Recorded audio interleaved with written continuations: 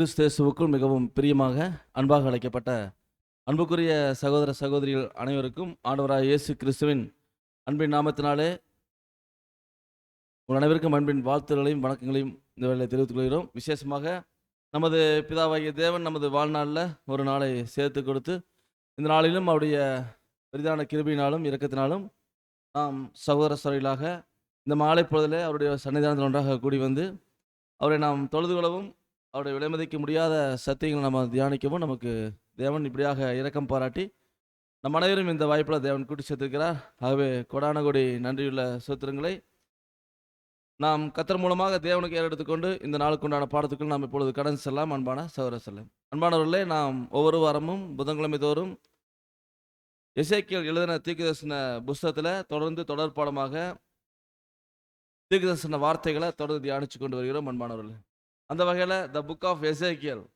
அதில் சொல்லப்பட்டிருக்கூடிய தேவனுடைய மேலான தெய்வீக திட்டங்கள், கடைசிகால எச்சரிப்பின் செய்திகள், இதெல்லாமே நம்ம ஒவ்வொரு வாரமும் நம்ம தொடர்ந்து பார்த்துட்டு வரோம்.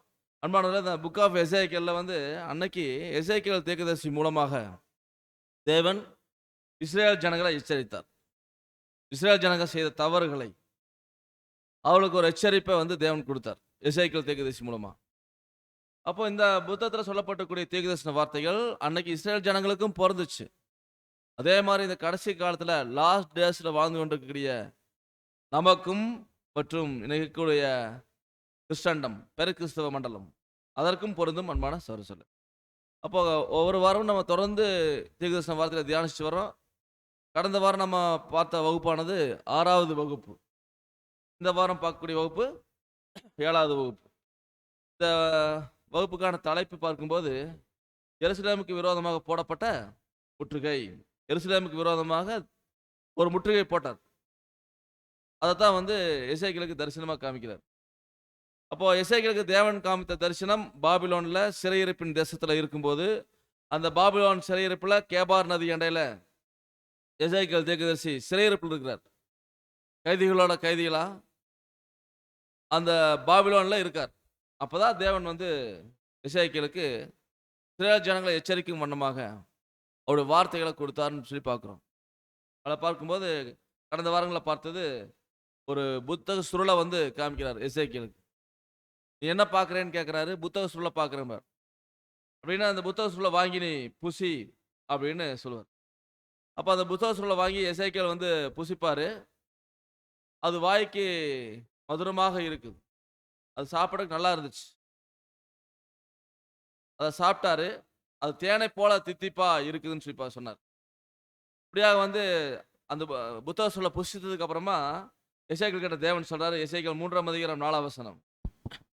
பின்பு அவர் என்னை நோக்கி, மனுபுத்திரனே, நீ போய் இஸ்ரவேல் சந்ததியாரிடத்தில் சேர்ந்து என் வார்த்தைகளை கொண்டு அவர்களோடே பேசு. பாருங்க, இப்ப மனுபுத்திரனே அப்படின்னு எசேக்கியேலை பார்த்து தேவன் கூப்பிடுறார். அப்போ இந்த ஒரு எசேக்கியேல் யாருன்னா, நாம தான் எசேக்கியேல் பாடத்தில் நம்ம தியானிச்சிருக்க கடந்த வாரங்களில். அப்போ நமக்கும் சொல்றார், நீ இஸ்ரேல் சந்ததியார் இடத்துல போய் சேர்ந்து என்னோட வார்த்தைகளை அவரோட சொல்லுங்கிறார். நான் உன்னை யாருக்கிட்ட அனுப்பலைன்னா 6ஆம் வசனத்தை சொல்றாரு.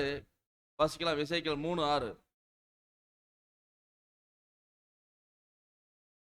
விளங்காத பேச்சும் தாங்கள் சொல்லும் வார்த்தைகளை நீ அறியாத கடினமான பாஷையும் உள்ள அநேகமான ஜனங்களிடத்திற்கு நீ அனுப்பப்படவில்லை. நான் அவர்களிடத்திற்கு உன்னை அனுப்பினாலும் அவர்கள் உனக்கு செவி கொடுப்பார்களோ? பாருங்க, நான் உன்னை விளங்காத பாஷை பேசக்கூடிய ஜனத்துக்கு அனுப்பல. அந்த ஜனங்களிடத்துல உன்னை அனுப்பல. உன்னுடைய சொந்த ஜனங்க, உன்னுடைய பாஷையை பேசக்கூடிய ஜனங்க, அவங்களிடத்துல தான் நான் அனுப்புறேன் அப்படின்னு அங்க தேவன் சொல்றாரு. இப்படியாக எசேக்கியேல் அங்கே போறாரு. அப்போ தேவன் எசேக்கியேலுக்கு சொல்றாரு. எசேக்கியேல் 3ஆம் அதிகாரம் 10ஆம் வசனத்துல, பின்னும் அவர் என்னை நோக்கி, மனுபுத்திரனே, நான் உன்னுடனே சொல்லும் என் வார்த்தைகளை எல்லாம் நீ உன் செவிகளாலே கேட்டு உன் இருதயத்திலே ஏற்றுக்கொண்டு. பாருங்க, இதெல்லாம் நம்ம கடந்த வாரம் பார்த்த வசனம். என்னன்னா, நான் சொல்ற உங்களோட சொல்ற வார்த்தையை, உன்னோட சொல்லக்கூடிய வார்த்தையை நீ என்ன பண்ணு, நீ உன் செவிகளால கேளு ஃபர்ஸ்ட். அப்புறம் நீ என்ன பண்ணு, உன் இருதயத்துல ஏற்றுக்கொண்டு. அப்போ முதல்ல எசேக்கியேல் அதை கேட்கணும். தேவன் சொல்லக்கூடிய வார்த்தையில் யார் கேட்கணும்? முதல்ல எசேக்கியேல் கேட்கணும். அப்புறம் அவர் காதுல கேட்டு மனசுல உள்வாங்கணும், ஏற்றுக்கொள்ளணும், இருதயத்தில் ஏற்றுக்கொள்ளணும். அப்படின்னு இது எதை குறிக்கணும்? கடந்த வாரத்தில் பார்த்தோம்னா முதல்ல எசேக்கியேல் நாம தான் தேவனுடைய வார்த்தைகள் நமக்கு தான், அதை நாம ஃபர்ஸ்ட் கேட்கணும். அது நமக்கு, அது இருதயத்தில் ஏற்றுக்கொள்ளணும், அப்படிங்கிறது கிரியில காமிக்கணும். அப்புறம் போய் என்ன பண்ணு, எசேக்கியேல் 3:11 நீ போய் சிறைப்பட்ட உன் ஜனத்தின் புத்திரரிடத்திலே சேர்ந்து அவர்கள் கேட்டாலும் கேளாவிட்டாலும் அவர்களோடே பேசி கர்த்தராகிய ஆண்டவர் என்னென்னதை உரைக்கிறார் என்று அவர்களோடே சொல் என்றார். பாருங்க, இப்படியாக வந்து எசேக்கியேல் கிட்ட சொல்றாரு, நீ போய் சிறைப்பட்ட உன் ஜனத்தின் புத்திரரிடத்துல எங்க போய் சொல்றாருங்க, சிறைப்பட்டு பாபிலோன்ல இருக்கக்கூடிய உன்னுடைய ஜனத்தின் புத்திரரிடத்துல நீ சொல்லு. அவர் கேட்டாலும் சரி கேளாவிட்டாலும் சரி. பாருங்க, அவங்க கேட்குறாங்க கேட்கல, அதெல்லாம் நீ ஒன்றும் யோசிக்க வேண்டாம். நான் என்னோட வார்த்தையை போய் நீ சொல்லு, அவளோட பேசி நான் என்னென்ன சொல்கிறேன் அப்படிங்கிறத கூட சொல்கிறேன். அதான் நீ போய் என்ன பண்ணு, கர்த்தராகிய ஆண்டவர் என்னென்னதை குறைக்கிறார் நீ சொல்லிடு. அவங்க கேட்டாலும் சரி கேட்காட்டும் சரி. அவங்க கேட்க மாட்டாங்க அப்படின்னா நீ பேச வேண்டாம். அவங்க கேட்டாலும் சரி கேளாவிட்டாலும் சரி, நான் சொல்லக்கூடிய வார்த்தைகளை போய் சொல்லு. அப்போது இன்னைக்கு வந்து எசேக்கியேல் போய் அன்னைக்கு போய் சொன்னார் அந்த இஸ்ரேல் ஜனங்க மத்தியில். அவங்க கேட்டாலும் சரி கேட்காவிட்டாலும் சரி, அவங்க மொட்டாட்டமோட ஜனம், மணங்கா கழுத்து, இப்படி எல்லாம் அவங்க இருக்கிறாங்க. இருந்தாலும் அவர் போய் அங்கே பயப்படாமல் போய் சொல்லு. நம்ம பார்த்தோம் கடந்த வாரங்களில். அதாவது அவங்க வந்து கடினமான நெற்றி உள்ளவங்க. அப்படின்னு என்ன தெரியுங்களா, உள்வாங்கக்கூடிய மனசு இல்லை, சத்தியத்தை உள்வாங்கி இதயத்தில் ஏற்றுக்கொள்ளக்கூடிய மனசு இல்லாதவங்க, கடினமான நெற்றியுடையவர்கள். பயப்படாத, அவங்க வந்து உனக்கு எதிராக விரோதமாக பண்ணுவாங்க, நீ பயப்பட வேண்டாம். நான் அவங்களுடைய நெற்றியை காட்டிலும் உன்னுடைய நெற்றியை என்ன பண்ணுறேன், வஜ்ரக்கல்லை போல என்ன பண்ணுறேன், உறுதியாக்குறேன். தேவன் வந்து அவருடைய பிள்ளைகளுக்கு பாருங்க, அவர் வார்த்தை சொல்ல போகிறவங்களுக்கு எதுக்கும் பயப்பட தேவையில்லைங்கிறார். அவங்களை காட்டிலும் நான் உன்னுடைய நெற்றியை நான் வஜ்ரக்கல்லை போல ஆக்குறேன்னார். அதான் நீ போய் சிறைப்பட்ட உன்னுடைய சகோதரத்தில் போய் சொல்லு அப்படிங்கிறார். இதுதான் வந்து நம்ம பார்க்குறோம். அதாவது இன்னைக்கு இருக்கக்கூடிய அன்னைக்கு இஸ்ரேல் ஜனங்கள், இன்னைக்கு யாருன்னா நாம எசேக்கியேல். நாம் யார்கிட்ட போய் சொல்லணும், பெயர் சபையில் போய் சொல்லணும். அதே மாதிரி இங்கே முரட்டாட்டம், அதே மாதிரி இங்கே வணங்கா கழுத்து, அதே மாதிரி கேட்க மாட்டாங்க. என்ன சொன்னாலும் கேட்க மாட்டாங்க. நரகம் இல்லை, ஆத்மா நீங்கள் கொண்டிருக்கிற கான்செப்ட் தப்பு, திருத்துவம் தப்பு சொன்னால் கேட்பாங்களா, கேட்க மாட்டாங்க. கடினமான நெற்றி, குணப்படாத இருதயம், ஆனாலும் போய் சொல்லு அப்படின்னாரு. அதுதான் வந்து ஆதி அப்போஸ்தலர்லேருந்து பாருங்க, அப்போஸ்தலன் பவுல், பேதுரு போன்ற எல்லாமே அங்கே போய் பிரசங்கிக்கும் போது அவங்க எச்சரித்தாங்க. பவுல் கூட சொன்னார், நான் போன பின்னாடி மந்தையை தப்ப விடாத. பாருங்க, இன்னைக்கு வந்து ஆரம்பத்தில் ஆதி சபை கரெக்டாக இருந்துச்சு. காலப்போக அப்படியே என்னாச்சு தெரியுங்களா, கிறிஸ்தவ மதமானது அங்கே என்னாச்சுன்னா இங்கே சத்தியம் அசத்தியமாகுது. அந்த ரோமன் கவர்மெண்ட் உலக மதமாக, அவங்களுடைய மதமாக கிறிஸ்தவ மதத்தை அங்கீகரிச்சிச்சு. அதனால் வந்து அங்கே மிகப்பெரிய அளவில் பாருங்க சத்தியம் மறைக்கப்பட்டுச்சுன்னு சொல்லி பார்க்குறோம். அதான் வந்து அப்போஸ்தலன் பவுல் எல்லாம் கடந்த வார வகுப்புல போது நம்ம பார்த்தா எச்சரிப்பு கொடுத்தாருன்னு சொல்லி பார்க்குறோம். அப்பவும் சொன்னார், அதாவது நீ போய் சொல்ல வேண்டிய சொல்லு, துன்மார்க்கனுக்கு நான் துன்மார்க்கம் செய்யும்போது நீ துன்மார்க்கம் பண்ணுற அப்படின்னு நீ சொல்லிடு. இல்லாட்டி அவன் துன்மார்க்கத்தில் செத்து போயிடுவான். அவன் நீ சொல்லாமட்டேன்னா அவனுடைய துன்மார்க்கத்தில் செத்துருவான். அவனோட ரத்தப்படி யார்கிட்ட கேட்பேன், கூட்ட கேட்பேன். ஆனால் நீ போய் சொல்லிட்டேன்னு வச்சுக்குவேன், அவன் அதை கேட்டு திருந்தலைன்னு வச்சுக்குவேன், அந்த ரத்தப்படியை நான் என்ன பண்ண மாட்டேன், உங்ககிட்ட கேட்க மாட்டேன். அந்த ரத்தப்படி அவன் தான் பொறுப்பு அப்படின்னு கடந்த வாரங்களால் நாம் பார்த்தோம். இப்படியாக வந்து அந்த ஒரு எச்சரிப்பு இன்னைக்கு நாம் போய் எச்சரிப்பு கொடுக்கணும். இன்னைக்கு பெயர்கிறிஸ்துவ மண்டலத்தில் எச்சரிப்பு நாம தான் கொடுத்துட்டு இருக்கிறோம். தொடர்ந்து பாருங்க, நாம் எல்லாமே எங்கேருந்து வந்தோம், பெயர்கிறிஸ்துவ மண்டலத்தில் தான் இருந்தோம். நமக்கு எச்சரிப்பு சத்தம் வந்துச்சு, நாம் உடனே வெளியே வந்துட்டோம். அதனால தான் வருங்க, இங்கே பார்க்கும்போது அப்போஸ்தலன் பவுலெல்லாம் அங்கே எச்சரிப்பு கொடுத்துருக்காங்க. அப்போ முதல் சபையின் காலத்திலேயே அப்போஸ்தலர் 20ஆம் அதிகாரத்தில் வசனம் 25ஆம் வசனம் வாசி. இதோ நான் உங்களுக்குள்ளே சஞ்சரித்து தேவனுடைய ராஜ்யத்தை குறித்து பிரசங்கம் பண்ணினதை கேட்டவர்களாகிய நீங்கள் எல்லாரும் இனி என் முகத்தை பார்க்க மாட்டீர்கள் என்று அறிந்திருக்கிறேன்.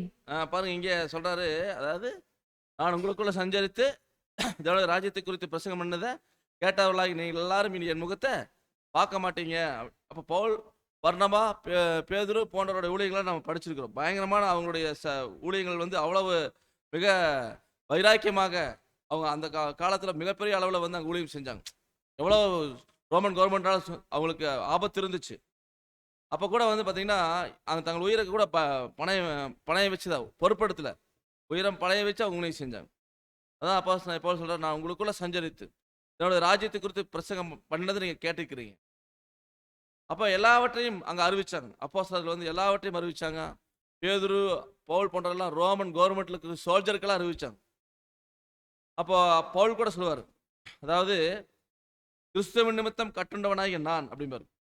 கிறிஸ்துவின் நிமித்தம் கட்டுண்டவனாகிய நான். அவங்கள எப்படி ஊழியம் செஞ்சாங்க பாருங்க. இதெல்லாம் ஆதி அப்போஸ்தலர் நமக்கெல்லாம் ரோல் மாடல். கிறிஸ்துவின் நிமித்தம் கட்டுண்டவர்களாக அவங்க வந்து ஊழியம் செஞ்சாங்க. எந்த விதமான சுய விருப்பத்தின் பிரகாரம் எல்லாம் அவங்க செய்யல. ஆண்டவர் கூப்பிட்டார், ஒருவன் என்னை பின்பற்றி வர விரும்பினால் தன்னை தான் வெறுத்து தன் சிலுவை எடுத்துக்கொண்டு அனுதினமும் என்னை பின்பற்றி வரணும் அப்படின்னாரு. அப்படியாக வந்து தன்னைத்தான் வெறுக்கிறவங்களுக்கு உலகத்தின் ஆசை இருக்காது. பாருங்க, கர்த்தர் கூப்பிட்டார் மீன் பிடிச்சிட்டு இருக்கிற சீசரையில், வாங்க உங்களை மனுஷரை பிடிக்கிறவர்களாக்குன்னு சொன்னார். எல்லாத்தையும் விட்டுட்டு வந்தாங்க. அதே மாதிரி அதை தன்னைத்தான் வெறுக்கிறது, விருப்பத்தோட விட்டு கொடுக்கறது, விருப்பத்தோட விட்டு கொடுக்கறது. அப்ப விருப்பத்தோட விட்டு கொடுத்துதான் நாம வந்து இன்னைக்கு வந்திருக்கிறோம். பாருங்க, இன்னைக்கு நம்ம யாரும் வம்பு கட்டாயம் பண்ணி நம்ம கூப்பிட்டு, விருப்பத்தோட பாருங்க, விரும்பித்தான் இந்த ஒரு அழைப்புகள் நாம் வந்திருக்கிறோம் மண்மானவர்களே. அப்படி வரும்பொழுது நாம தன்னைத்தான் வெறுக்கும் போது நம்ம வெறுத்தல் அப்படிங்கிறது எங்க ஸ்டார்ட் ஆகும்? நம்ம ஃபர்ஸ்ட் நமக்கு தேவை விருப்பம், நம்ம விருப்பங்களை வெறுக்கணும். உலகத்தினுடைய ஆசாபாசங்களை வெறுக்கணும். உலகத்தில் எந்த பொருள்களையும் நம்ம ஆசைப்படக்கூடாது. சத்தியத்துக்காக எல்லாத்தையும் இழக்கணும். தேவனுக்காகவும் கர்த்தருக்காகவும் எல்லாவற்றையும் இழக்கணும் அப்படின்னு சொல்லி அதுதான் தியாகம். அதான் அப்போஸ்தலன் பவுல் வந்து கொரிந்து சபைக்கு எழுதும்போது சொல்றாரு பாருங்க. கொரிந்தியர் 9ஆம் அதிகாரத்துல 16ஆம் வசனம். சுவிசேஷத்தை நான் பிரசங்கித்து வந்தும் மேன்மை பாராட்ட எனக்கு இடமில்லை. அது என்மேல் விழுந்த கடமையா இருக்கிறது. சுவிசேஷத்தை நான் பிரசங்கியாதிருந்தால் எனக்கு ஐயோ. பாருங்க, அங்க பவுல் வார்த்தைகள் நாம் பார்க்கும்போது சுவிசேஷத்தை நான் பிரசங்கித்து வந்தும் மேன்மை பாராட்ட எனக்கு இடமில்லைங்கிறார். அவர் சொல்றாரு பாருங்க, மேன்மை பாராட்டுக்கு எனக்கு இடமில்லை, நான் எதை குறித்து மேன்மை பாராட்ட நான் விரும்பலைங்கிறார். எனக்கு அது இடமே இல்லைங்கிறார். அது என் மேல் விழுந்த கடமை. அப்போ சுவிசேஷத்தை சொல்றது அவர் மேல் விழுந்த கடமைங்கிறார். அதே மாதிரி தான் நம்ம இன்னைக்கு சுவிசேஷத்தை சொல்றதுக்கு தான் வந்திருக்கிறோம். ராஜ்யத்தின் நல்ல செய்தி, இன்னைக்கு ராஜ்யத்துடைய நற்செய்தி, அந்த காஸ்பல்ல வந்து சொல்லத்தான் வந்திருக்கிறோம். அப்ப நம்ம வந்து நம்ம குறித்து மேன்மை பாராட்டு நமக்கு என்ன இருக்குது? எதுவுமே கிடையாது. அதான் சொல்ற, சுவிசேஷத்தை நான் பிரசங்கியா இருந்தால் தான் எனக்கு ஐயோ அப்படிங்கிறார். அப்படியாக வந்து அப்போஸ்தலர்கள் எல்லாம் பாருங்க, அப்படியாகத்தான் ஊழியம் செஞ்சாங்க. தேவனுக்கென்று வைராக்கியமா கடைசி வரைக்கும் அவங்க வந்து ஊழியம் செஞ்சு ரத்த சாட்சியா மறிச்சாங்க. அது என் மேல் விழுந்த கடமை அப்படின்னு சொல்லி போனாங்க. அதே மாதிரி தான் அன்னைக்கு எசேக்கியேலுக்கு தேவன் அந்த வேலை கொடுத்தார். எப்படி அப்போஸ்தலர்கள் வந்து அங்க ஊழியம் செய்யும்போது அந்த ரோமன் கவர்மெண்ட் யூதர்களால் பயங்கர உபத்திரம் இருந்துச்சோ, அதே போலதான் அங்க எசேக்கியேலுக்கும் ஒரு ஆபத்து இருந்துச்சு. இப்போ நம்ம எசேக்கியேல் 4ஆம் அதிகாரத்துக்குள்ள தான் போக போறோம். 4ஆம் அதிகாரத்தில் பாருங்க, அந்த 4ஆம் அதிகாரம் வந்து 3 பாகமா இருக்கு. எசேக்கியேல் 4ஆம் அதிகாரம் 3 பாகமா நம்ம பிரிச்சு பார்க்க போறோம். அதுல வந்து பார்க்கும்போது 3 பாகம் நம்ம பார்க்க போறோம். 4ஆம் வசனம் 5ஆம் வசனம் எசேக்கியேலுக்கு வேற வேலை கொடுக்குது. 4ஆம் வசனமும் 5ஆம் வசனமும் எசேக்கியேலுக்கு வேற வேலை கொடுக்குது. அப்புறம் 6வது வசனம் வந்து பார்க்கும்போது வேற ஒரு வேலை கொடுக்குது. இப்படிதான் நாம் பார்க்க போறோம். அப்ப இந்த 4ஆம் அதிகாரத்தை நம்ம 3 பாகமா நாம பார்க்க போறோம். அதுல பார்க்கும்போது எசேக்கியேல் 4ஆம் அதிகாரத்துல 1ஆம் வசனம் வாசிக்கலாம். மனுபுத்திரனே, நீ ஒரு செங்கலை எடுத்து அதை உன்முன் வைத்து அதின்மேல் எருசலேம் நகரத்தை வரைந்து. பாருங்க, இப்ப என்ன சொல்றாரு பாருங்க, இங்க மனுபுத்திரனே அப்படின்னு கூப்பிடுறாரு எசேக்கியேல். நீ ஒரு செங்கலை எடுங்கிறார். நீ செங்கலை எடுத்து அதை உனக்கு முன் வைத்து, செங்கலை எடுத்து அதை உனக்கு முன்னாடி வைத்து அந்த செங்கல் மேல எருசலேம் நகரத்தை வரை அப்படிங்கிறார். செங்கலை எடுத்து அந்த செங்கல் மேல எருசலேம் நகரத்தை வரைய சொல்றார். சரிங்களா? இப்போ எசேக்கியேலுக்கு ஏற்கனவே நம்ம பார்த்தோம், எல்லாமே ஆக்ஷன். தேவன் என்ன சொல்றாரோ அதை வாழ்க்கையில செயல்படுத்தணும். எசேக்கியேலுக்கு தேவன் சொல்ற அந்த வேலையை, அந்த ஆக்ஷனை அவர் வாழ்க்கையில செயல்படுத்தணும். இப்போ செங்கல் எடுக்க சொல்றார். செங்கல் எடுத்தாச்சு, அதை முன்னாடி வச்சாச்சு.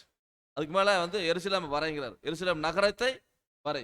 இப்படியாக எருசலேம் நகரத்தை வரைஞ்சு என்ன பண்ணு அப்படின்னு சொல்றாருன்னா, எசேக்கியேல் 4ஆம் அதிகாரத்துல 2வது வசனம் 4:2.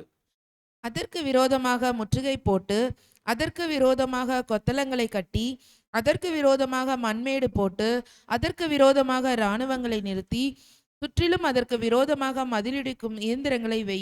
இப்ப அதுக்கு விரோதமா முற்றுகை போடு அப்படிங்கிற அந்த எருசலேம் நகரத்தை வரைஞ்ச அந்த செங்கல்ல அந்த எருசலேம் நகரத்துக்கு வரைஞ்சு அந்த நகரத்தை வரைஞ்சு அதுக்கு விரோதமா முற்றுகை போடுகிறார். முற்றுகை. அந்த காலத்துல ராஜாக்கள் வந்து ஒரு நகரத்தை ஒரு தேசத்தை பிடிக்கணும்னா அந்த முற்றுகை போடுவாங்க. உள்ள இருந்து எது வெளியே வர முடியாது, வெளியில இருந்து எது உள்ள போக முடியாது. அதான் முற்றுகை போடுறது. அப்ப அதுக்கு விரோதமா முற்றுகை போடு. அப்புறம் அதுக்கு விரோதமாக கொத்தளங்களை கட்டி, அதுக்கு விரோதமா மண்மேடு போட்டு, அதுக்கு விரோதமா ராணுவங்களை நிறுத்தி, சுற்றிலும் அதுக்கு விரோதம் என்ன பண்ணு, மதிலிடிக்கும் எந்திரங்களை வெய்யுகிறார். அந்த காலத்துல வந்து கோட்டைகள் கட்டி ராஜாக்கள் வாழ்வாங்க. அவங்களுடைய அரண்மனை மற்றும் அவங்களுடைய தலைநகரத்தை சுற்றிலும் கோட்டைகள் கட்டி வச்சிருப்பாங்க. கோட்டைக்குள்ள எந்த ஒரு எதிரியும் வர முடியாத அளவுக்கு அந்த கோட்டையை பலமா கட்டுவாங்க. முட்டையெல்லாம் உடச்சு ஊத்தி ஸ்ட்ராங்கா கட்டுவாங்க. பெரிய பெரிய கருங்கல்லை வச்சு கட்டுவாங்க. அப்படிதான் வந்து அந்த கோட்டைகள் கட்டப்படும். அந்த கோட்டைகள் வந்து பார்த்தீங்கன்னா அவ்வளோ பெரிய கோட்டைகளாக இருக்கு. அந்த அகலம் அப்படி இருக்கும். நம்ம ஏற்கனவே பாபிலோன் கோட்டை குறித்து பார்த்துக்கிறோம். அது ஒரு 2 லேயராக இருக்கும். அதில் பார்த்தீங்கன்னா அதனுடைய அகலம் வந்து பார்க்கும்போது 12 குதிரைகள் பூட்டின அந்த காரட்டு வண்டி ரதம் அப்படியே யூட்டர்ன் போட்டு திரும்பும். அப்போ அந்த அளவுக்கு கனம், அந்த அளவுக்கு அகலம் அந்த கோட்டையினுடைய மதில். அப்போ கோட்டை தான் வந்து அந்த அந்த தேசத்துக்கே பாதுகாப்பு. அப்போ அந்த கோட்டை வந்து பலமாக இருக்கும். அது பலமாக இல்லைன்னு வச்சுக்கோங்களேன், அவ்வளோதான், எதிரி ஈஸியாக உள்ள போந்துடுவார். கோட்டை மேலே மதில் சோத்து மேலே அலங்கமெல்லாம் கட்டியிருப்பாங்க. அந்த அலங்கம்ங்கிறது அந்த இராணுவ வீரர்களுக்கு கோட்ரஸ், மாடி வீடு மாதிரி இருக்கு. அப்போ அதுக்கு என்ன பண்ணுன்னா, அந்த முற்றுகை போட்டு அதுக்கு விரோதமாக கொத்தளங்களை கட்டு, அதுக்கு விரோதம் மண்மேடு போட்டு அந்த இராணுவத்தை நிறுத்தி என்ன பண்ணுன்னா, அதுக்கு விரோதம் மதிலடிக்கும் இயந்திரங்களை வைக்கிறார். மதிலை இடிக்கக்கூடிய இயந்திரங்கள் இருந்துச்சு அன்னைக்கு இராணுவத்தில். மதில், கோட்டை மதிலை சேதப்படுத்தக்கூடிய அந்த மதில் உடைக்கக்கூடிய எந்திரம், பெரிய பெரிய பாறை மாதிரி இருக்கிற கல்லை போட்டு அடிச்சு விடுவாங்க. அது போய் மோதி அந்த கோட்டையை வந்து இடிக்கும். கிட்டப்பாலாம் போக முடியாது, ஏன்னா சுற்றி அகலை வெட்டி வச்சுருப்பாங்க. அதெல்லாம் அன்னைக்கு இருக்குது. இப்படியாக வந்து நீ செய்கிறார். அப்போ ஒரு செங்கலை எடுத்து அதில் எருசலேம் நகரத்தை வரைஞ்சி அதுக்கு விரோதம் முற்றுகை போட்டு, அதுக்கு விரோதமாக கொத்தளங்களை கட்டி, அதுக்கு விரோதமாக மண்மேடு போட்டு, அதுக்கு விரோதமாக இராணுவங்கள் நிறுத்தி, அது சுற்றிலும் அதுக்கு விரோதமாக மதிலெடுக்கும் இயந்திரத்தை வெயி, மதில் இடிக்கக்கூடிய இயந்திரம் அதை வெயி அப்படிங்கிறார். ஏன்னா அந்த கோட்டையை இடிக்கணும், இடிச்சு உள்ள போகணும். அடுத்து நான் 3ஆம் வசனம் வாசிக்கலாம். எசேக்கியேல் 4ஆம் அதிகாரத்தில் 3ஆம் வசனம். மேலும் நீ ஒரு இரும்பு சட்டியை வாங்கி அதை உனக்கும் நகரத்துக்கும் நடுவாக இருப்பு சுவராக்கி அது முற்றுகையாய் கிடக்கும்படிக்கு உன் முகத்தை அதற்கு நேராய் திருப்பி அதை முற்றுகை போட்டு கொண்டிரு. இது இஸ்ரவேல் வம்சத்திற்கு அடையாளம். பாருங்க, இப்ப என்ன சொல்றாருன்னா எசேக்கியேல் கிட்ட, மேலும் நீ என்ன பண்ணனா, ஒரு இரும்பு சட்டியை வாங்குகிறார். இரும்பு சட்டியை வாங்கி அதை உனக்கும் நகரத்துக்கும் நடுவாக, அதை வந்து உனக்கும் நகரத்துக்கும், அந்த எருசலேம் நகரத்துக்கும் நடுவாக இருப்பு சுவராக்கி, இருப்பு சுவர்னா இரும்பு சுவர், அந்த இரும்பு சட்டியை வச்சு இரும்பு சுவராக்கி அது முற்றுகையாய் கிடக்கும்படி உன் முகத்தை அதுக்கு நேரா திருப்பு. அது உன்னுடைய முகத்தை அதுக்கு நேராக திருப்புங்கிறார். அது முற்றுகையா இருக்கணும். உன் முகத்தை அந்த எருசலேமுக்கு நேராக திருப்பி அதை முற்றுகை போட்டு கொண்டு. அப்ப அது யார் முற்றுகை போடுறதுங்க? எசேக்கியேல் தான் முற்றுகை போடுறார். அதை சுற்றிலும் என்ன பண்ண, நீ முற்றுகை போட்டு கொண்டு சொல்றாரு. இது இஸ்ரேல் வம்சத்துக்கு அடையாளம்ங்கிறார். இது இஸ்ரேல் வம்சத்துக்கு அடையாளம். இப்படிதான் வந்து எசேக்கியேலுக்கு அந்த செயல்முறை ஆக்ஷன் இப்படிதான். ஒரு செங்கல்லை எடுத்து அதில் எருசலேம் நகரத்தை வரைஞ்சி அதை சுற்றிலும் வந்து கொத்தளம் கட்டி மண்மேடு போட்டு, அதுக்கு விரோதமாக மண்மேடு போட்டு சுற்றிலும் வந்து மதில் இடிக்க இயந்திரத்தை வைக்க சொல்றார். அப்புறம் உனக்கும் அந்த நகரத்துக்கு நடுவாக ஒரு இரும்பு சட்டி வாங்க, இரும்பு சுவரை எழுப்புங்கிறார். இரும்பு சட்டியை வாங்கி எசேக்கியேலுக்கும் அந்த நகரத்துக்கும் நடுவில் அதை இரும்பு சுவராக்கி இப்படி படுத்திருக்கணும். அந்த எருசலேம் நகரத்தையும் அவர் பார்த்துட்டு இருக்கணும். முற்றுகை போட்டு கொண்டு இருக்கிறார், முற்றுகை போட்டு கொண்டு இருக்கிறார். அப்போ அது இஸ்ரேல் வம்சத்துக்கு அடையாளம், இஸ்ரேல் ஜனங்களுக்கு அடையாளம் அப்படிங்கிறார். இப்படிதான் இருந்துச்சு. ஏன் இந்த முற்றுகை போட சொல்றார் பாருங்க. இது வந்து ஏன் இந்த முற்றுகை போட சொன்னார், இதுக்கு விளக்கம் வந்து எரேமியா தீர்க்கதரிசி சொல்றாரு பாருங்க. எரேமியா 6:6. சேனைகளுடைய கர்த்தர் சொல்லுகிறது என்னவென்றால், மரங்களை வெட்டி எருசலேமுக்கு விரோதமாய் கொத்தளம் போடுங்கள். அதுவே விசாரிக்கப்பட வேண்டிய நகரம், அதன் உட்புறமெல்லாம் கொடுமை. ஏன் முற்றுகை சொல்றார்? சேனைகளுடைய கர்த்தர் என்ன சொல்றாருன்னா, மரங்களை வெட்டி எருசலேமுக்கு விரோதமா என்ன பண்ணுங்க, கொத்தளம் போடுங்கள். கொத்தளம் போடுங்க எருசலேமுக்கு விரோதமாக, அப்படின்னா எருசலேமுக்கு எதிராக. அப்ப எருசலேமுக்கு எதிராக முற்றுகை போடுறது, கொத்தளம் கட்டுங்க, கொத்தளத்தை போடுங்க. ஏன்னா அதுவே விசாரிக்கப்பட வேண்டிய நகரம். அந்த எருசலேம் நகரம் விசாரிக்கப்பட வேண்டிய நகரம். ஏன் விசாரிக்கணும்? எதற்காக விசாரிக்கணும் அந்த நகரத்தை? அது வந்து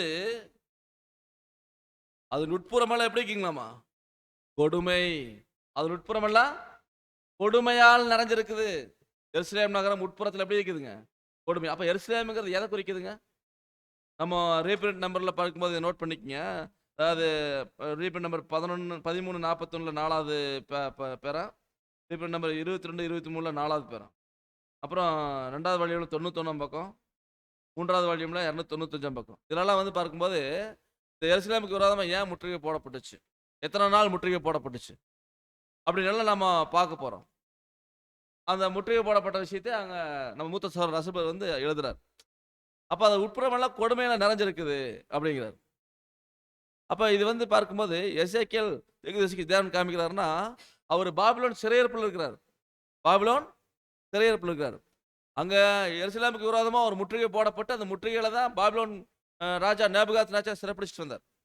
அதை நான் பார்க்குறேன் 2 ராஜாக்கள் புத்தகத்துல 24ஆம் அதிகாரத்தில் 18ஆம் வசனம். சிதேக்கியா ராஜாவாகிற போது 21 வயதாயிருந்து 11 வருஷம் எருசலேமிலே அரசாண்டான். லிப்னா ஊரானாகிய எரேமியாவின் குமாரத்தியான அவன் தாயின் பெயர் அமுத்தாள். பாருங்க, இங்க சிதேக்கியா ராஜா 21 வயதா இருந்து எருசலேம் எத்தனை வருஷம் அரசாண்டாருங்களா? 11 வருஷம் அரசாண்டானா. அவ பாருங்க 2 ராஜாக்கள் புத்தகத்துல 25ஆம் அதிகாரத்தில் 1ஆம் வசனம். அவன் ராஜ்யபாரம் பண்ணும் 9ஆம் வருஷம் 10ஆம் மாதம் 10ஆம் தேதியிலே பாபிலோன் ராஜாவாகிய நேபுகாத் நேச்சாரும் அவனுடைய எல்லா இராணுவமும் எருசலேமுக்கு விரோதமாய் வந்து அதற்கு எதிரே பாளையம் இறங்கி சுற்றிலும் அதற்கு எதிராக கொத்தளங்களை கட்டினார்கள். கொத்தளம் கட்டிடுவாங்க. எந்த ஒரு ராஜாவுமே ஒரு நாட்டுக்கு எதிராக ஒரு தேசத்துக்கு விரோதமாக போகும்போது அதனுடைய கோட்டையை சுற்றிலும் கொத்தளம் போட்டுருவாங்க. கொத்தளம் என்பது அவங்க உள்ள போறதுக்கான வழிகள் ஏற்படுத்துவாங்க. அப்படிதான் வந்து பார்த்தீங்கன்னா இந்த சிதேக்கியா ராஜ்யபாரம் பண்ணும் 9ஆம் வருஷம் 10ஆம் தேதியில 10வது மாதம் 10ஆம் தேதியில பாபிலோன் ராஜாவாகிய நேபுகாத் நேச்சாரும் அவருடைய எல்லா இராணுவமும் எருசலேமுக்கு விரோதமாக வந்துருச்சு. வந்து அதுக்கு எதிராக பாளையம் இறங்குது. எருசலேமுக்கு விரோதமாக பாளையம் இறங்கி சுற்றிலும் அதுக்கு எதிராக கொத்தளம் கட்டிட்டாங்க. கொத்தளம் கட்டியாச்சு. இப்படியாக வந்து அந்த முற்றுகை எப்ப பாருங்க 2 ராஜாக்கள் 25ஆம் அதிகாரத்தில் 2ஆம் வசனம். அப்படியே சிதேக்கியா ராஜாவின் 11ஆம் வருஷம் மட்டும் நகரம் முற்றுகை போடப்பட்டிருந்தது. அப்ப சிதேக்கியா ராஜாவுடைய 11ஆம் வருஷம் மட்டும் நகரம் முற்றுகை போட்டுச்சான். எத்தனை வருஷம் பாருங்க. அப்போ இவருடைய ராஜ்யபாரம் பண்ணும் 9ஆம் வருஷம் 9வது வருஷம் 10ஆம் மாதம் 10ஆம் தேதி 9வது வருஷம் ராஜாவா இருக்கிறாரு. அப்போ 10ஆம் மாதம் 10ஆம் தேதியில முற்றுகை போடப்பட்டாச்சு நேபுகாத் நேச்சாரால. எத்தனை வருஷம் முற்றுகை தொடர்றது? 2ஆம் வசனத்தை படிச்சோமா இல்லைங்களா? சிதேக்கியா ராஜாவுடைய 11ஆம் வருஷம் மட்டும். அப்போ கிட்டத்தட்ட ஒரு 2 வருஷம் முற்றுகை போடப்பட்டிருக்கு. ஒரு தேசம் 2 வருஷம் முற்றுகை போட்டா எப்படி உள்ளிருந்து வெளியே வர முடியாது. அங்க வந்து பாத்தீங்கன்னா எருசலேம் நகரத்தினுடைய விளைநிலங்கள் பூரா வெளியே தான் இருந்துச்சு. எருசலேமுக்கு வெளியே தான் இருந்துச்சு. அப்படின்னா அவங்க வந்து அந்த 2 வருஷம் 3 வருஷத்துக்கு தேவையான உணவுப் பொருளை சேகரித்து வச்சிருப்பாங்க. எப்பவுமே எந்த ஒரு ராஜாவுமே அவங்களுடைய நாட்டில் வந்து களஞ்சியத்தில் ஒரு 5 வருஷம் 10 வருஷம் தாட்டுற மாதிரி களஞ்சியத்தில் சேர்த்து வச்சிருப்பாங்க. எதிரி நாட்டு ராஜா வந்து முற்றுகை போட்டாலும் தொடர்ந்து அவங்க உயிர் வாழணும், சாப்பிடணும், இதுக்காக வந்து அவங்க சேவ் பண்ணி வச்சிருப்பாங்க. அப்படிதான் பாருங்க, இங்க சிதேக்கியா காலத்தில் 2 வருஷம் முற்றுகை தொடருது. 11ஆம் வருஷம் மட்டும் முற்றுகை போடப்பட்டிருக்குது. அப்போ என்ன ஆகுது பாருங்க. அடுத்து 3ஆம் வருஷத்தில் நம்ம பார்க்கும்போது அதில் 4ஆம் மாதம் 9ஆம் தேதியில் 3ஆம் வருஷம் பைபிளை பார்த்து 4ஆம் மாதம் 9ஆம் தேதியில பஞ்சம் நகரத்தில் அதிகரித்து தேசத்தின் ஜனத்துக்கு ஆகாரம் இல்லாம போயிடுச்சான். அப்போ பஞ்சம் அதிகமாக எப்பவும் முற்றுகை போடுறது எதுக்குன்னா உணவுப் பொருள் உள்ள போகக்கூடாது. உள்ள போகலைன்னா அவன் எதுவும் சாப்பிட முடியாது. சாப்பிடலைன்னா உயிரை எத்தனை நாள் சாப்பிடாம இருக்க முடியும்? அப்போ உடனே அவங்க வெளியே வந்து வருவாங்க. உயிரே போனாலும் பரவாயில்ல, நம்ம உயிர் வாழணும், என்னன்னாலும் பரவாயில்ல போலாம் அப்படின்னு வெளியே வருவாங்க. அப்படிதான் வந்து அங்க நகரத்தின் மதில்ல திறப்பு கண்டதுங்கிறார் பாருங்க. இப்படியாக வந்து அந்த முற்றுகை போடுறதே அதுக்குதான். அப்ப இங்க நம்ம பார்த்தோம் எருசலேம் நகரத்துக்கு எதிராக முற்றுகை போடப்பட்டுச்சு. நம்ம இன்னைக்கு லிட்டரலா நேபுகாத் நேச்சாரால எருசலேமுக்கு விரோதமாக முற்றுகை போடப்பட்டுச்சு. ஆனா இங்க எசேக்கியேல் வந்து பாபிலோன்ல சிறையிருப்பில் இருக்கார். அங்க எசேக்கியேல் முற்றுகை போட சொல்றார். யார் முற்றுகை போட சொல்றாரு? எசேக்கியேல். எசேக்கியேல் அதாவது ஒரு செங்கல்லை எடுத்து அதுல வந்து செங்கல்ல வந்து அதுல எருசலேம் நகரத்தை வரைஞ்சு சுத்திலும் கொத்தளம் கட்டி கொத்தளங்களை போட்டு மண்மேடாக்கி அதுக்கு மேல என்ன பண்ணணும்? ராணுவ வீரர்கள் நிறுத்தணுங்கிறார். ராணுவ வீரர்களை நிறுத்தி அப்புறம் மதுரடிக்கு மேய்தரத்தை வைக்கணும். இதெல்லாம் எருசலேமுக்கு விரோதம் பண்ணணும். அப்போ அங்க சொல்றாரு எசேக்கியேல் கிட்ட, உனக்கும் அந்த நகரத்துக்கும் நடுவே என்ன பண்ணு? ஒரு இரும்பு சட்டி எடுத்து இரும்பு சுவரை உருவாக்கு. உனக்கும் அந்த நகரத்துக்கும் நடுவாக இரும்பு சுவராக்கி அதை முற்றுகையாக கிடக்கும்படிக்கு நீ பாருங்கிறார். அப்ப இது என்ன சொல்றாருன்னு சொல்லி பார்க்கும்போது, இஸ்ரேல் ஜனங்க முற்றுகை போடப்பட்டாச்சு என்ன தந்துறீங்களா? தப்பிக்க முடியாது. அப்போ இங்க பாருங்க, நீ பார்த்துட்டே இரு அப்படின்னா பார்த்து முற்றுகை போட்டே இருன்னு சொல்றாரு. அப்போ இது எதை குறிக்குன்னு சொல்லி பார்க்கும்போது, இஸ்ரேல் ஜனங்களை தேவன் முற்றுகை போடுறாரு, தேவனுடைய கட்டுப்பாடுகளை கொண்டு வராரு. இப்போ முற்றுகை போட்ட விஷயம் வந்து இஸ்ரேல் ஜனங்களுக்கு ஒரு பாதிப்பு. ஆனா எசேக்கியேல் கிட்ட சொல்றாரு, அந்த நகரத்துக்கும் உனக்கு நடுவே என்ன பண்ணு? ஒரு இரும்பு சட்டி எடுத்து இரும்பு சுவராக்கி அதை வந்து வச்சிருக்கிறார். அப்ப இரும்பு சுவர் அப்படிங்கும்போது அது ஒரு இரும்புனால ஒரு வலிமையான உலோகம், கெட்டியான உலோகம். அது வந்து தடுக்கக்கூடியது. இப்போ அன்னைக்கு போர்க்கருவிகள் எல்லாமே பாருங்க, கேடயம் எல்லாமே இரும்புல செஞ்சிருப்பாங்க. அதெல்லாம் வந்து தடுக்கக்கூடிய ஒரு ஆயுதமா இருக்குது. அப்போ இந்த எசேக்கியேல் கிட்ட சொல்றாரு, இரும்பு சட்டியை வாங்கி அதை உனக்கும் நகரத்துக்கு நடுவாக இரும்பு சுவராக்கி என்ன பண்ணுனா அதை நீ வந்து பாரு அப்படின்னு என்ன சொல்றாருன்னா, எருசலேம் நகரத்துக்கு வர ஆபத்து உனக்கு வராதுங்கிறார். எருசலேம் நகரத்துக்கும் உனக்கும் நடுவாக இரும்பு சுவரை எழுப்புங்கிறார். அப்படின்னா அந்த முற்றுகை எருசலேம் நகரத்துக்கு தான், எசேக்கியேலுக்கு இல்லை. எசேக்கியேலுக்கு இல்லை, முற்றுகை போடுறது எசேக்கியேல் தான். அப்ப இது எதை குறிக்குதுன்னா பாருங்க, அன்னைக்கு நேபுகாத்நேச்சார் இஸ்ரேல் தேசத்தை முற்றுகை போட்டார். அதே மாதிரி சொல்றாரு எசேக்கியேல் கிட்ட, செங்கல்ல எருசலேம் நகரத்தை வரைஞ்சு என்ன பண்ணு? நீ முற்றுகை போடு. லிட்டரலா நேபுகாத்நேச்சார் இஸ்ரேல் தேசத்தை முற்றுகை போட்டு கொத்தளம் கட்டி மதுரடிக்கு மீதனமெல்லாம் வச்சார். இப்போ எசேக்கியேல் கிட்ட சொல்றாரு, நீ எருசலேம் நகரத்தை செங்கல்ல வரைஞ்சு அது முற்றுகை போடுங்கிறார். அப்போ எருசலேம் நகரம் அப்படின்னா பாருங்க, இது வந்து நம்ம ரீப்ரசன்ட் சொன்னோம் பார்த்தீங்களா, அது எல்லாமே பார்க்கும்போது இது வந்து 10 கோத்திரம் தனியா. ஏற்கனவே நல்லா புரிஞ்சுக்குங்க, அந்த 10 கோத்திரம் தனி ராஜ்யமாக 2 கோத்திரம் தனி ராஜ்யம் எப்போ போச்சு? 10 கோத்திரம் தனி ராஜ்யமா போச்சு, 2 கோத்திரம் தனி ராஜ்யமா போச்சு. இது யார் காலத்துல? சாலமோன் காலத்துக்கு அப்புறமா சாலமோனுடைய பையன் ரெகோபயாம் காலத்துல போச்சு. சாலமோனுடைய படைத்தளபதி யெரொபெயாம், அவன் தான் வந்து 10 கோத்திரத்தை பிரிச்சுட்டு போனவன். அதை 10 கோத்திரத்தை பிரிச்சுட்டு போய் அதை இஸ்ரேல் ராஜ்யம் வச்சுட்டான். அது இஸ்ரேல் தேசம். இந்த ரெகோபயாம் சாலமோட பையன் கிட்ட 2 கோத்திரம், யூதா கோத்திரமும் பெஞ்சமின் கோத்திரமும், அது வந்து யூதா ராஜ்யம். இந்த யூதா ராஜ்யத்துக்கு தலைநகரம் வந்து எருசலேம். அந்த இஸ்ரேல் ராஜ்யத்துக்கு தலைநகரம் வந்து சமாரியா. அப்போ எருசலேம் ராஜ்யத்துக்கு சமாரியா தலைநகரம் இருந்துச்சு. அப்போ அப்பவே 2ஆ பிரிஞ்சிருச்சு. சரிங்களா? இங்க வந்து எருசலேம் அப்படின்னு சொல்றாருன்னா, அந்த எருசலேம்ங்கிறது ஒட்டுமொத்த இஸ்ரேல், சமஸ்த இஸ்ரேல் தான் குறிக்குது. அதுதான் வந்து நம்ம மூத்த சகோதரர் ரசல் பேர் வந்து அந்த ரீபிரிண்ட் நல்லா சொல்றாரு. இது வந்து ஒருங்கிணைந்த 12 கோத்திரமா இருந்துச்சு பாத்தீங்களா? சவுல், தாவீது, சாலமோன் 3 பேரும் 12 கோத்திரத்தை ஒரே ராஜ்யம் ஆட்சி செஞ்சாங்க. அதைத்தான் சொல்றாரு. அந்த ராஜ்யம் அந்த 10 கோத்திரம் வந்து என்ன ஆயிட்டாங்கன்னா, அவங்க அந்த யெரொபெயாம் பிரிச்சுட்டு போனாரு. அதுக்கப்புறமா அதுல வந்து ராஜாக்கள் எல்லாருமே தேவனுக்கு பிரியமில்லாத ராஜாக்கள். அதனால என்னாச்சுன்னா, தேவன் வந்து அசிரிய ராஜாவாகிய சல்மனாசரை வர வச்சு அவங்கள சிறைப்பிடிச்சிட்டு போயிடுவார். அப்போ அதுல சிறையிருப்புல போன ஜனங்கள்ல எல்லாருமே போனாங்களான்னு பாருங்க. 10 கோத்திரத்துக்கு எல்லாருமே போனாங்கன்னா 10 கோத்திரம் போனாங்க. ஆனா அதுல போக விருப்பமில்லாதவங்க இங்கே இருந்தாங்க. போக விருப்பமில்லாத ஜனங்க எருசலேமிலேயே இருந்தாங்க. யாருக்கிட்ட? யூதா ராஜ்யத்துல இருந்தாங்கன்னு சொல்லிப்பாங்க. அப்ப அப்படியாக வந்து விருப்பப்பட்டவங்க போனாங்க, விருப்பம் இல்லாதவங்க கொஞ்சம் இங்கே இருந்துட்டாங்க. அது கொஞ்சம் பேர் தான், நிறைய பேர் இல்லை. அப்ப பார்க்கும்போது இங்கே சொல்லக்கூடிய இந்த எருசலேம் எதை குறிக்குதுன்னா, ஒருங்கிணைந்த ஒரு இஸ்ரேல் தேசத்தை குறிக்குது. அதைத்தான் நம்ம மூத்த சார் எழுதியிருப்பார். அப்போ நம்ம பார்க்கும்போது இங்கே செங்கல்ல எருசலேம் நகரத்தை வரைஞ்சு அது முற்றுகை போடுங்கிறார். அப்போ அந்த இஸ்ரேல் தேசம் என்பது பாருங்க, இது வந்து இன்னைக்கு இருக்கக்கூடிய பெயர் கிறிஸ்துவ மண்டலம். அந்த பெயர் கிறிஸ்துவ மண்டலத்தில் மகா பாபிலோன் அது யாரா இருக்கிறாங்க? ஆர்சி மற்றும் புரோட்டஸ்டன்ட் ரெண்டுமே வந்துருச்சு. அங்க 10 கோத்திரம் 2 கோத்திரம். அதே மாதிரி இங்க பெயர் கிறிஸ்துவ மண்டலம் அப்போ இங்கே யாருன்னா அன்னைக்கு எசேக்கியேல் முற்றுகைப்பட்டார், புடச்சனர். இன்னைக்கு தற்கால எசேக்கியேல் யாருங்க? நாம தான். இன்னைக்கு நாம தான் பெயர் கிறிஸ்து மண்டலத்தை முற்றுகை போட்டிருக்கிறோம். நம்ம பெயர் கிறிஸ்து மண்டலத்தை முற்றுகை போட்டு அதுக்கு எதிராக நாம தான் வேலை செஞ்சுட்டு இருக்கிறோம். இன்னைக்கு யாரு அதுக்கு எதிராக வேலை செய்யறதுங்க? அதுக்கு எதிராக வேலை செய்யறது யாருங்க? ஆண்டவராக இயேசு கிறிஸ்து 2ஆம் வருகையில் வரும்பொழுது பாருங்க, அந்த வெளிப்படுத்தல் விசேஷம் 18ஆம் அதிகாரத்தில் நம்ம படிக்கிறோமா இல்லைங்களா? பலமுள்ள தூதன் என்ன பண்றாரு? வரார்.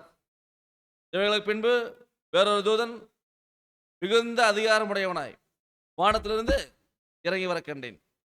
அவருடைய மகிமையினால பூமி பிரகாசமாயிட்டு. இது ஆண்டோட 2ஆம் வருகை. அவர் வந்தோன்னா முதல்ல சொல்லக்கூடிய மெசேஜ் என்னங்க? படிங்க 2ஆம் வசனம். அவன் பலத்த சத்தமிட்டு, மகா பாபிலோன் விழுந்தது விழுந்தது, ஆ, அது பேய்களுடைய குடியிருப்பும் சகலவித அசுத்த ஆவிகளுடைய காவல் வீடும் ஆ. அசுத்தமும் அருவருப்பும் உள்ள சகலவித பறவைகளுடைய கூடுமாயிற்று. பாருங்க, இது யாருன்னா மகா பாபிலோன் விழுந்தது விழுந்தது விழுந்தாச்சு. அதான் முற்றுகை போட்டாச்சு, அது விழுந்தாச்சு. அப்போ ஆண்டவருடைய 2ஆம் வருகையில சொல்லக்கூடிய முதல் மெசேஜ் எதுக்கு வர்றாருன்னா, மகா பாபிலோன் அழிக்கிறதுக்கு முற்றுகை போட சொல்றார். யாரை போட சொல்றார்? எசேக்கியேலாகி நம்மளை தான் போட சொல்றார். நாம தான் முற்றுகை போட்டிருக்கிறோம். பாருங்க, இன்னைக்கு பெயர் கிறிஸ்து மண்டலத்துக்கு எதிராக முதல்ல வந்து என்ன சொல்றாருன்னா, அன்னைக்கு இஸ்ரேலுக்கு விரோதமா இவர்கிட்ட சொல்லுவார். யாருக்கிட்ட? எசேக்கியேல் கிட்ட. ஃபர்ஸ்ட் நீ என்ன பண்ண? எருசலேம் நகரத்தை வரைஞ்சு முதல்ல என்ன பண்ண? அதுக்கு முதல் கொத்தளங்களை கட்டு. பெயர் சபைக்கு விரோதமாக முதல்ல பாருங்க கொத்தளம் கட்டியது யாருன்னா, மூத்த சகோதரர் சார்லஸ் டேஸ் ரசல். அவர் தான் முதல்ல கொத்தளங்களை கட்டினவர். அந்த பெயர் சபைக்கு எதிராக எக்காலம் ஊதினவர், சொன்னவர். சரிங்களா? ஃபர்ஸ்ட் பெயர் சபைக்கு விரோதமா முதல்ல கொத்தளம் கட்டணும். அப்போ கட்டி பாருங்க, எச்சரிப்பு வாட்ச் டவர்ல கொடுத்தார். ஜாமக்காரன் யாருங்க? அவரு மூத்த சகோதரர் ரசல் பிரதர்.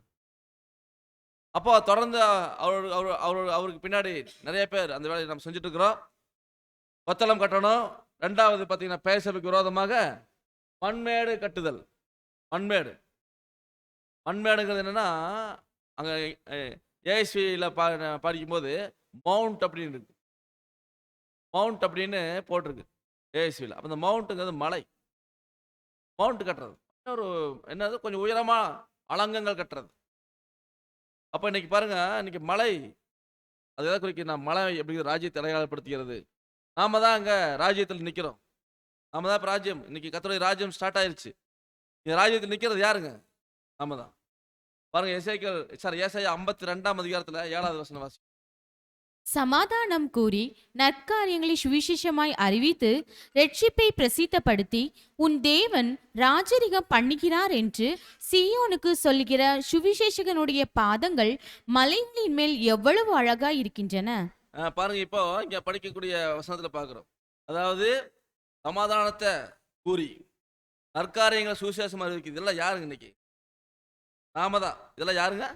நாம தான் அறிவிக்கிறோம். சமாதானத்தை கூறுறோம், நற்காரியங்களை நற்காரியம்னா காஸ்பல் சுவிசேஷமா அறிவித்து ரட்சிப்பை பிரசித்தப்படுத்துறோம். எல்லாருக்கும் அந்த ரட்சிப்பை பிரசித்தப்படுத்துற நாம தான். உன் தேவன் ராஜரீகம் பண்ணுகிறார் என்று சியோனுக்கு சொல்லுகிற சுவிசேஷனுடைய பாதங்கள், கடைசி கால பாதங்கள் மலைகள் மேல எவ்வளவு அழகா நிக்குது அப்படின்னு சொல்றாரு. அப்ப நாம தான் இன்னைக்கு வந்து ராஜ்யத்துல இருக்கிறோம், சுவிசேஷனோட பாதங்களா இருக்கிறோம். சுவிசேஷன் கர்த்தராகிய இயேசு கிறிஸ்து அவருடைய பாத அங்கங்களா நாம் இருக்கிறோம். நாம தான் இன்னைக்கு என்ன பண்றோம்னா, அந்த எருசலேம்னா பெயர் சபை, அதுக்கு எதிராக கொத்தளம் கட்டுறோம். அப்புறம் மண்மேடுங்கிறது அலங்கம் கட்டுறோம். 3வது வந்து பார்த்தீங்கன்னா பெயர் சபைக்கு விரோதமாக இராணுவத்தை நிறுத்தணும். பெயர் சபைக்கு விரோதமா என்ன பண்ணணும்னு சொல்றாருங்க? இராணுவத்தை நிறுத்த சொல்றாரு. அந்த இராணுவம் அப்படிங்கிறது எதை குறிக்கும் சொல்லி பார்க்கும்போது, கிறிஸ்துவனுடைய போர்ப்படை வீரர்கள் நாம் எல்லாமே. இராணுவம்னா இராணுவ வீரர்கள். இராணுவத்தை நிறுத்துங்கிறது என்னங்க? இராணுவ வீரர்கள். அப்போ முதல்ல வந்து பார்த்தீங்கன்னா கோட்டை கட்டணும். அதாவது கொத்தளம் மண்மேடு போடணும். சரி, அது கொத்தளம் கட்டணும். அது வந்து ஃபர்ஸ்ட். 2வது வந்து பார்த்தீங்கன்னா மண்மேடு போடணும். அது வந்து பார்க்கும்போது 2வது.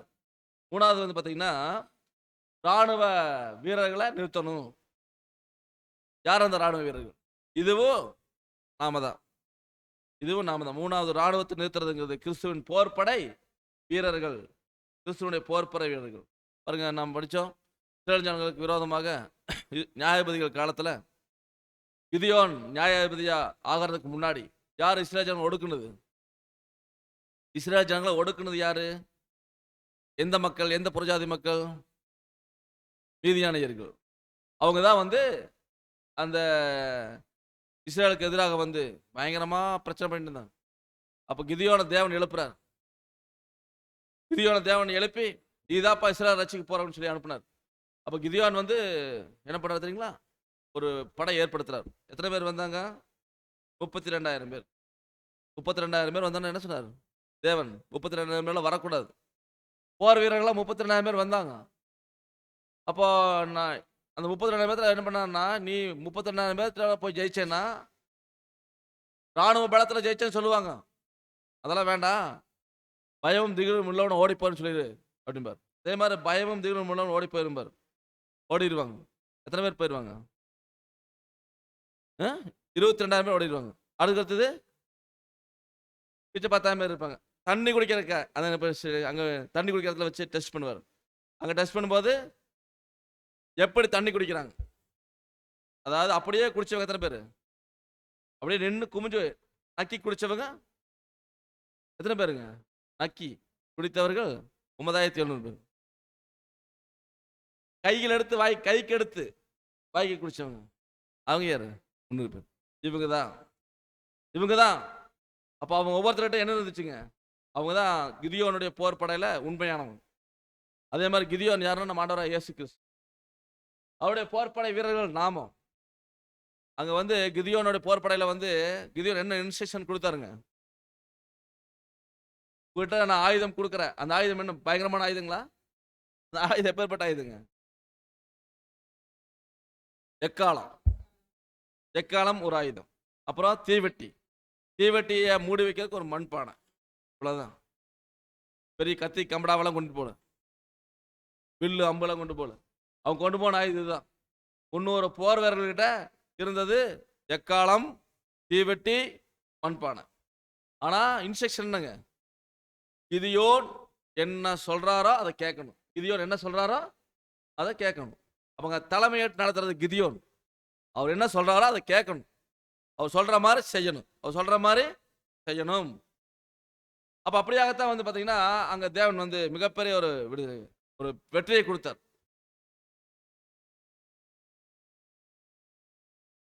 அப்போ 300 பேர் தால ஒரு மாபெரும் வெற்றி கிதியோனுக்கு கிடைச்சது. காரணம் என்னன்னா, அந்த 300 பேரும் கிதியோன் சொல்ற மாதிரி செஞ்சாங்க. அவசரப்படல. பொறுமையோடு இருந்து கிதியோன் என்ன இன்ஸ்ட்ரக்ஷன் கொடுக்குறாரோ அதை கவனிச்சுட்டு இருந்து அவர் கொடுக்குற மாதிரி அதை செஞ்சாங்க. அதே போலதான் அன்பானவர்களே, நமது தளபதி யாருங்க? நம்ம தளபதி யாருங்க? நம்ம ஆண்டவராய் இயேசு கிறிஸ்து. கிதியோன் ஆண்டவராய் இயேசு கிறிஸ்து அடையாளப்படுத்துறார். அவருடைய படையில நாமெல்லாம் போர் வீரர்கள். நம்மகிட்ட பெரிய ஆயுதமெல்லாம் கிடையாது. எக்காலம்னா எச்சரிப்புக்கு தர்றது. அப்புறம் தீவெட்டி, மண்பானை. அதான். அப்போ நம்ம யாருன்னு சொல்லி பார்க்கும்போது அப்போஸ்தலன் பவுல் சொல்றாரு 2 தீமோத்தேயு 2ஆம் அதிகாரத்துல 3ஆவது வசனம்.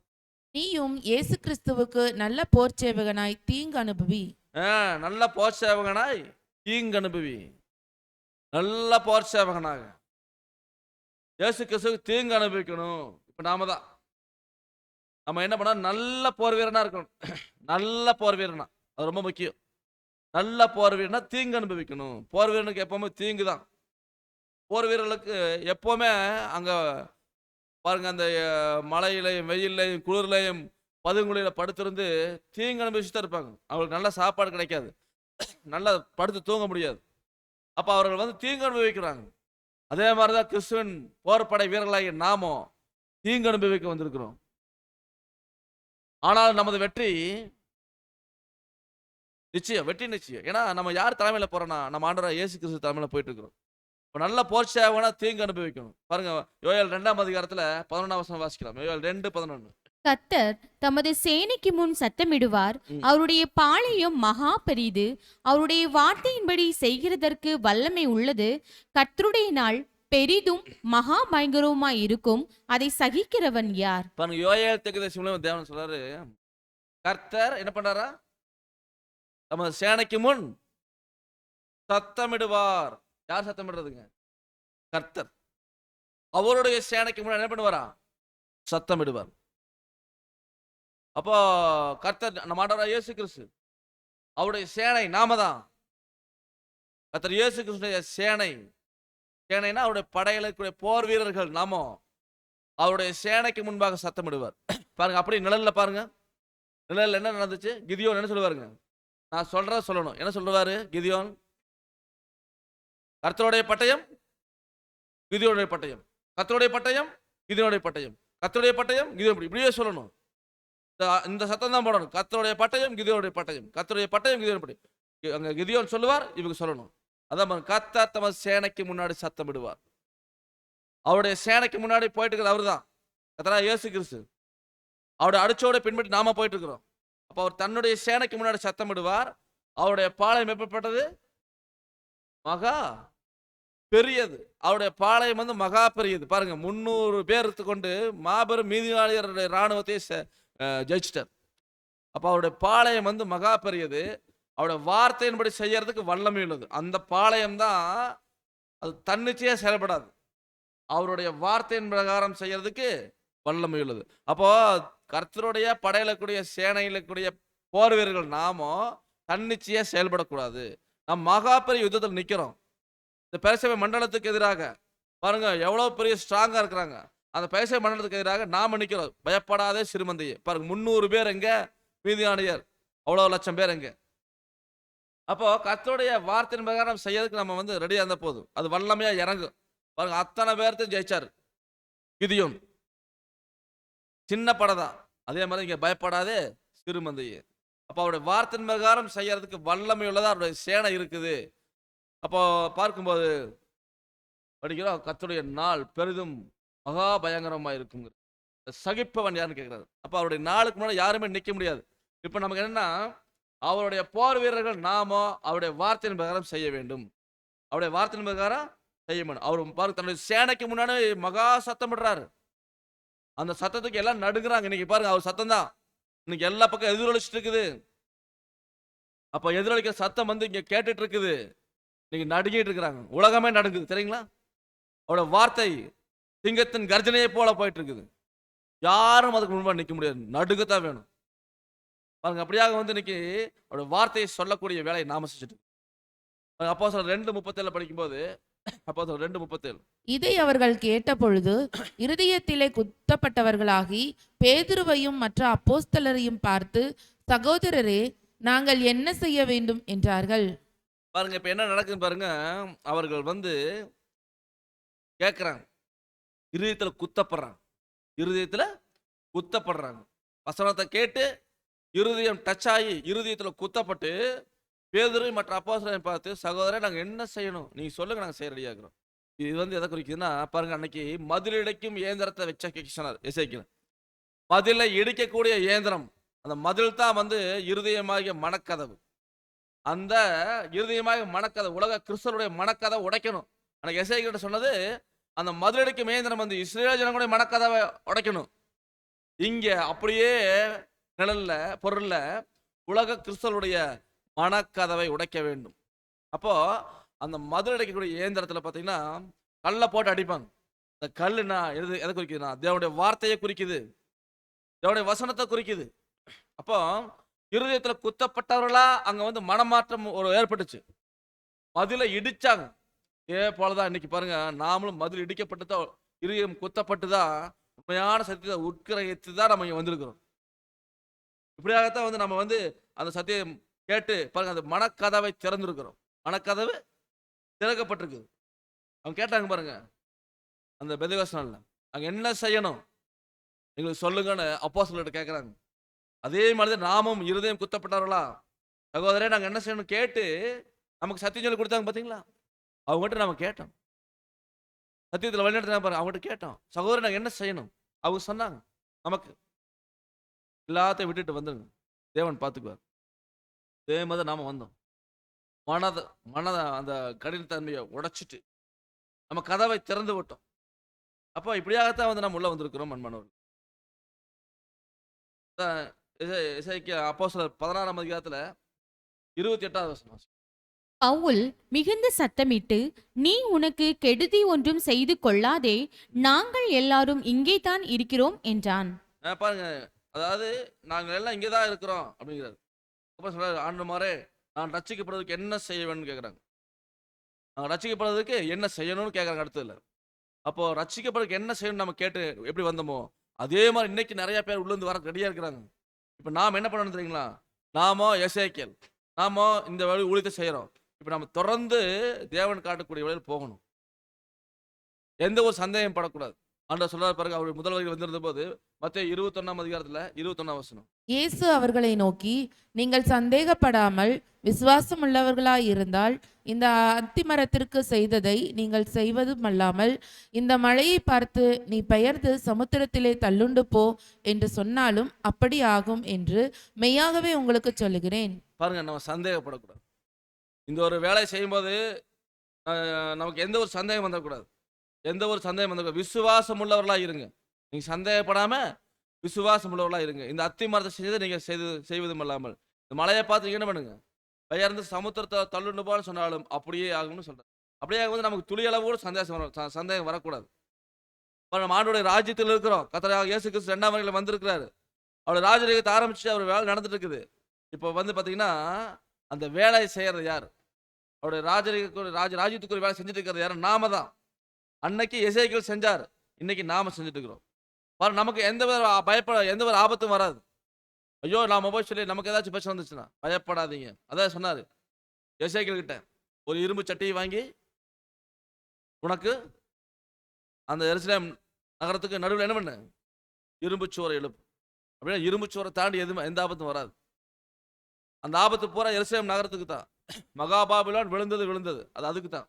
உனக்கு இல்லைங்கிறார், உனக்கு இல்லை. இப்போ பாருங்க அன்பானவர்கள், நம்ம அந்த பயப்படாத, நீ ஸ்ட்ராங்கான இடத்துல இருக்கிற.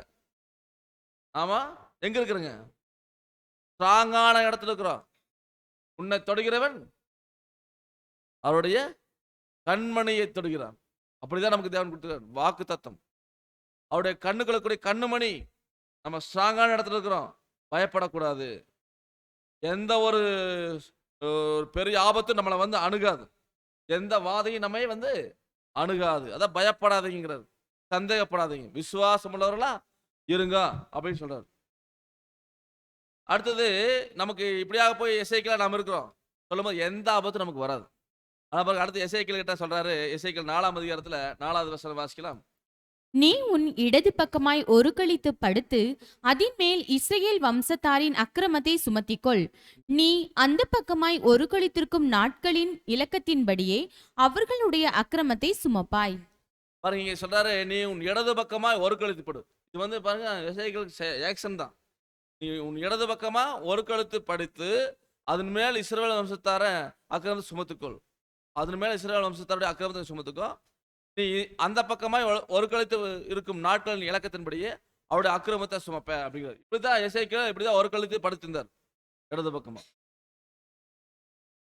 அப்போ எசேக்கியேல் 4ஆம் அதிகாரத்துல முதல் பகுதி 1ஆம் வசனத்துல 3ஆம் வசனத்து வரைக்கும் அது முற்றுகை போடுறது. அது முற்றுகை போடுறது, எருசலேமுக்கு விரோதமாக முற்றுகை போடுறது. அதான் நான் படித்தோம். 1ஆம் வசனத்துலேருந்து 3ஆம் வசனத்து வரைக்கும் எருசலேமுக்கு வரக்கூடிய ஆபத்து. முற்றுகை போட்டாச்சுன்னா ஆபத்துன்னு அர்த்தம். ஆனால் அந்த ஆபத்து எருசலேமுக்கு ஆபத்து. ஆனால் யாருக்கு ஆபத்து இல்லை? எசேக்கியேலுக்கு ஆபத்து இல்லை. காரணம் என்ன? இரும்புச்சோறு இருக்கு, பாதுகாப்பு இருக்குது. அதுதான் இன்னைக்கு நம்ம பேரக்கிறிஸ்து மண்டலத்தில் போய் சொல்ல போகிறோம். நமக்கு எந்த ஆபத்தும் வராது, பாதுகாப்பு இருக்குது. நம்ம பாபிலோனை முற்றுகை போட போகிறோம். பாபிலோன் மகாபாபிலோன் பேச அமைப்பு. நமக்கு என்ன பேருன்னா கிறிஸ்துவின் போர்ப்படை வீரர்கள். கிறிஸ்து இயேசுவுக்கு நல்ல போர் சேவகனா தீங்கு அனுபவிக்க வந்துக்கிறோம். அதனால தான் நம்ம பயப்பட தேவையில்லை. நிச்சயமாக நேபுகாத் நேச்சார் அந்த எருசலேம் நகரத்தை பிடிச்சிட்டார். அதே மாதிரி தான் நாம என்ன பண்ணுவோம்? பெயர் சபையை ஜெயிக்க முடியும். இந்த பெயர் சபைகளை நாம ஜெயிக்க முடியும். அன்பானவர்களே, அதான் சொல்றாரு பாருங்க, எரேமியா 25ஆம் அதிகாரத்தில் 9ஆம் வசனம். இதோ நான் வடக்கே இருக்கிற சகல வம்சங்களையும் என் ஊழியக்காரனாகிய நேபுகாத்நேச்சார் என்கிற பாபிலோன் ராஜாவையும் அழைத்தனுப்பி அவர்களை இந்த தேசத்துக்கு விரோதமாகவும் இதன் குடிகளுக்கு விரோதமாகவும் சுற்றிலும் இருக்கிற இந்த எல்லா ஜாதிகளுக்கும் விரோதமாகவும் வரப்பண்ணி அவைகளை சங்காரத்துக்கு ஒப்பு கொடுத்து அவைகளை பாழாகவும் இகழ்ச்சிக்குரியாக ஈசல் போடுதலாகவும் நித்திய வனாந்தரங்களாகவும் செய்வேன் என்று சேனைகளின் கர்த்தர் சொல்கிறார். பாருங்க சொல்றாரு, நான் வடக்கே இருந்து என்ன பண்ண போறேன், என் ஊழியக்காரனாகிய நேபுகாத் நேச்சார் என்னும் பாபிலோன் ராஜாவை அழைத்து அனுப்புவேங்கிறார். அவர் ஒரு பிரஜாதி ராஜா நேபுகாத் நேச்சார். ஆனா அவர் யார், தேவனுக்கு ஊழியக்காரனா, வடக்கே இருந்து வர்றார். வடக்கே பிதாவாகிய தேவன் இருக்கார். வடதிசையில் சியோன் பர்வதம் வடிப்பமான ஸ்தானம், அதுவே சர்வபூமியின் மகிழ்ச்சியுமா இருக்கு, அதுவே மகாராஜாவின் நகரம். அப்போ வடக்கே இருந்து வர்றது யாருங்க, தேவ பிள்ளைகள், பிரஜாதிகளாகி நாம தான். நேபுகாத் நேச்சார் என்னும் ஊழியக்காரன் அன்னைக்கு இஸ்ரேல லெட்டர்லாம் முற்றுகை போட்டார். அப்போ அதே மாதிரி எசேக்கியேல் முற்றுகை போட சொன்னார். அந்த எசேக்கியேல் நாம தான், அது நேபுகாத் நேச்சார் நாம தான். அப்போ இப்படியாக இந்த தேசத்துக்கு விரோதமாகவும் அதன் குடிகளுக்கு விரோதமாகவும் சுற்றிலும் இருக்கிற எல்லா ஜாதிக்கு விரோதமாகவும் நான் வரப்பண்ணுங்கிறார், முற்றுகை போடுவார். அப்போ எல்லாரும் சங்காரத்துக்கு ஒப்பு கொடுப்பேன்னு சொல்றாரு. இப்படியாக அது ஈசல் போடக்கூடிய இடமாகவும் வனாந்தரங்களாக செய்யணும்னு சேனல். அப்போ இது என்ன சொல்ல வர்றாருன்னா, பேசப்பி அமைப்புகள் அது இருந்த இடம் தெரியாம அது பாழடைஞ்சு போயிடும் அப்படின்னு சொல்றாரு. அதுக்குதான் ஒரு செயல்முறை விளக்கம், ஆக்ஷன். என்ன ஆக்ஷன்? அதெல்லாம் படிச்சா நீ இடது பக்கமா ஒரு கழுத்து படிச்சு அது மேல் இஸ்ரவேல் வம்சத்தார் அக்கிரமத்தை சுமத்திக்கொள். நீ அந்த பக்கமா ஒரு கழுத்து படுத்திருக்கும் நாட்கள் இலக்கத்தின்படியே அவருடைய அக்கிரமத்தை சுமப்ப. அதே மாதிரி நான் படுத்திருந்தார், அக்கிரமத்தை சுமந்தார். அது எத்தனை நாள் சுமந்தார்? 2 பிரிவா சொல்லுவார், இடது பக்கமா வலது பக்கமா 2 வகையா சொல்லுவார். இடது பக்கமா படுத்துரு அப்படிம்பாரு, வலது பக்கமா படுத்துருப்பாரு. அப்போ இடது பக்கமாக பாருங்க, நாட்கணக்காக எனக்கு கட்டளையிட்டார் 390 நாள். அக்கிரமத்தின் வருஷங்கள 390 நாள் வரைக்கும் நீ இஸ்ரவேல் வம்சத்தார் அக்கிரமத்தை சுமக்க வேண்டும். அது நிறைவேறினதுக்கு அப்புறமா மறுபடியும் வலது பக்கமா ஒரு கழித்து படுக்கணுமா. யூதா வம்சத்தாருடைய அக்கிரமத்தை 40 நாள் சுமக்கணும். 390 நாள் இடது பக்கம் படுத்து இஸ்ரவேல் வம்சத்தாருடைய அக்கிரமத்தை சுமக்கணும். வலது பக்கம் ஒரு கழித்து படுத்து யூதா வம்சத்தாருடைய அக்கிரமத்தை 40 நாள். 390 நாள் 40 நாள் பாருங்க. அது இஸ்ரேல் ஜனத்துடைய அக்கிரமத்தை 390 நாள், யூதா வம்சத்தார அக்கிரமத்தை 40 நாள். இதை சொன்ன நாள் அவர் ஒரு கழிச்சே படுத்திருக்கணும் பாருங்க. இப்படியாக எசேக்கியேல் ஒரு கழித்தே படுத்துனா 390 நாள் படுக்க முடியுமா பாருங்க. அதுவும் கட்டிடுவார், கயிறுனால கட்டிடுவார். எப்படி சாப்பிட்றது, என்ன பண்றது எல்லாம் யோசிச்சு பாருங்க. இதெல்லாம் நான் பார்க்குறோம். இதெல்லாம் அடுத்த வாரம் அவர் எப்படி அந்த இஸ்ரேல் வம்சத்தாருடைய அக்கிரமத்தையும் யூதா வம்சத்தாருடைய அக்கிரமத்தையும் 390 நாளும் 40 நாளும், இடது பக்கம் 390 நாள், வலது பக்கம் 40 நாள் எப்படி சுமந்தார், ஏன் சுமந்தார், எதற்காக சுமந்தாருங்கிறத அடுத்த வாரம் சித்தமான பார்க்கலாம். பொறுமையோடு கேட்ட தேவன் தாமே ஆசீர்வதித்து நடத்துவாராக. ஆமென்.